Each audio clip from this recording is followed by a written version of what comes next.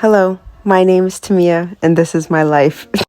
I'm originally from Palo Alto, California, and went through all of my schooling there up until high school, which is where I switched to Lynbrook. The kids I grew up around had this I don't care mentality, but still seemed to do well in school. But I was one of the very few that kept that I don't care mentality and just ended up doing poorly in school. When my switch to Lynbrook began, I was struggling a lot mentally because I was not used to this type of academic pressure. I also had to process the switch from being at a non-diverse school to going to an even lesser diverse school. Though this time was really hard for me, this transition helped me become from a very, very, very dependent person to learning some independence and even started working on myself and my grades and my future, which I really do appreciate regardless of how hard the academic pressure was. The most important thing I've learned throughout my years at Lynbrook and FUHSD is that you need to push yourself and have drive because no one else is going to do it for you. Times are going to get tough and you might even cry, but all those pain, sweat, and tears are going to be worth it in the end when you're successful. I used middle college as an opportunity to help me discover my true passions in life, which it's crazy to think at the start of this year I was going to go in for linguistics. And now I'm going in for toxicology, and my plans are to become a forensic pathologist, which is performing autopsies, if you didn't know.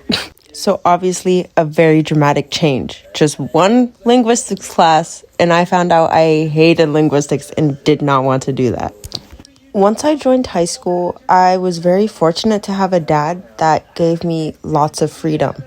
Though it can be quite controversial, this actually helped me grow and develop so much more, and I feel ahead of my peers in certain aspects of my life because of how he treated me. My dad taught me how to have independence, how to have your own drive, and how to become an adult. And this was really good preparation for college aside from all the work I did in school. The ways in which I was shaped over the last 4 years is just to actually care about yourself and your future and stop worrying about what the others think. Though it's easier said than done, genuinely don't care what people think. Do what's best for you. Do what's going to make you successful. Do what's going to make you happy. The footprint I hope to leave behind at middle college is the nice girl who was open to talking if you talk to me first, because even though I can be outgoing when I get comfortable, I'm initially very, very, very shy. I also want to be known as the girl who is fun to be around and that could make people smile in times of need or even just for fun.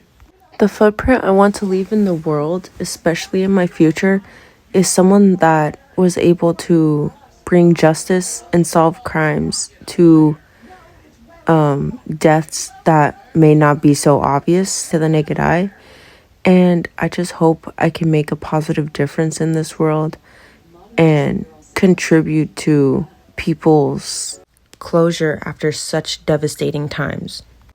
I also hope to be remembered as the funny girl who was always there when people needed her, and I'm always going to be there for advice, no matter how old or young we are. In summary, the things I've learned from both inside and outside of school over the past 4 years have been to have drive and to have goals in your life.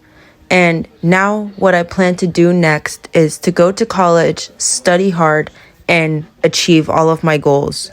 Now, here's an extra video from my childhood that I think is super funny, and one voiceover blooper because, yeah.